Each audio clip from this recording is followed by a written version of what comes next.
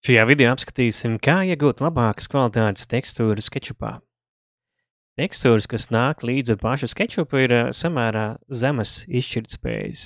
Tās varbūt ļautu saprast pamata konceptu, kādu skici radīt, bet tik līdz jau gribētos kādu reālu materiālu izmantot, labāk saprast tā īpašības raksturu, ar šiem tie noteikti nepietiksies.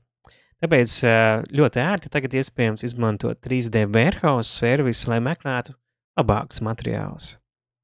Pirmkārt, ieteiktu aiziet tādā ģeometrijas rediģēšanas līmenī, mēs jau varētu iezīmēt noteiktu plakni, un tad verot vaļā 3D warehouse servisu, būtu iespēja vai nu meklēt noteiktu materiālu, piemēram, ieraksta wood texture, un sadaļā materials jau parādītos 10 000 dažādi materiāli, kas ietver šo te frāzi. Es varētu redzēt, cik liela būtu tekstūra pēc tātad faila izmēra un arī izšķirtspējas. Tagad sākam veidot savas bibliotēkas, lai vieglāk būtu atrast jau varbūt uzreiz tādas kvalitatīvākas kolekcijas. Ierakstot searchā SketchUp Latvija,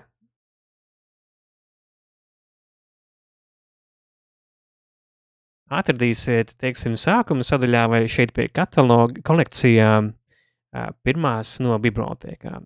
Piemēram, Eger materiāli, kas ietver viens SketchUp modelis, kurā būtu tāds akmens tekstūras, otrā lamināta tekstūras, un būtu divi varianti, kā viņas iegūt. Ja interesētu kāds konkrēts materiāls, varētu izvēlēties visu modeli,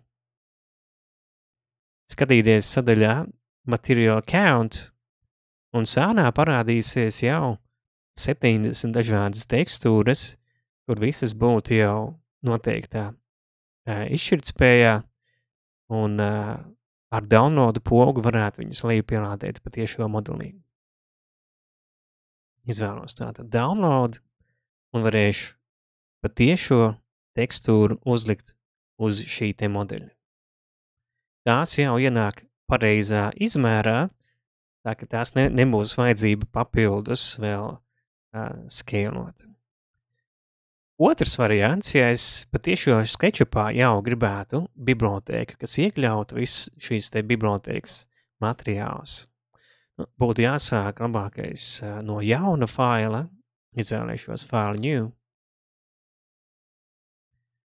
Šoreiz dodos uz atkal 3D warehouse, izvēlēšos šos te tekstūras, noteikti atzīmējiet arī laiku, lai būtu vieglāk atrast šīs te materiālus, arī izmantojot online versijas vai SketchUp for iPad versiju, un visu to lejupielādēšu tieši SketchUp modelī.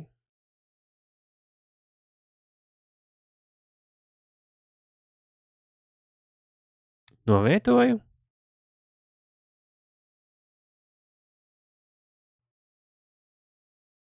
Un izdzēsīšu ārā liekos elementus, un visu modeli vajadzētu arī satīrīt. Tātad dodoties pie sadaļas Window, Model Info, Statistics, izmantoja Purge and Use, kas ļautu izdzēst liekos materiālus, kas nāca līdzi ar to mēroga figūru. Nākošais nospiežot uz materiāla sadaļā mājiņas, tātad in model, es redzu pilnīgi visas tekstūras. Citā skatā, piemēram, varētu pārredzēt arī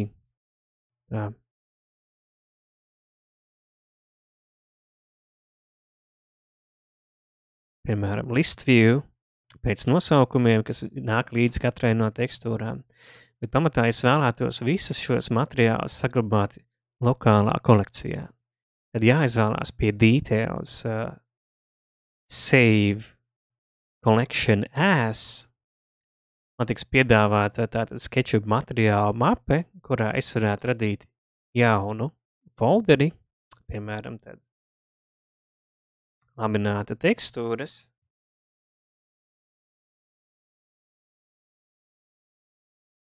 To izvēlos. Un visi šie te materiāli, kas atrodas modelī, tiek konvertēti SKM formāta failā, ko atpazīst jau šeit SketchUp materiālu sadaļa. Es redzu, ka parādīsies jaunā šī te bibliotēka, un atliek tikai nospiest pie details, tātad add collection to favorites, kas ļautu to pievienot tā sarakstam pašā apakšā zem SketchUp pamata materiāliem. Es redzu, un atverot jaunu failu, jebkuru jaunu, es varētu patiešo izmantot šīs te tekstūras, nebūtu vajadzība iet cauri 3D warehouse vai katru reizi lejupielādēt visu to lielo kolekciju. Tātad, reiz izvēlos, pamēģinu paķert kādu no tekstūrām, un patiešo varu pievienot. Tas arī viss.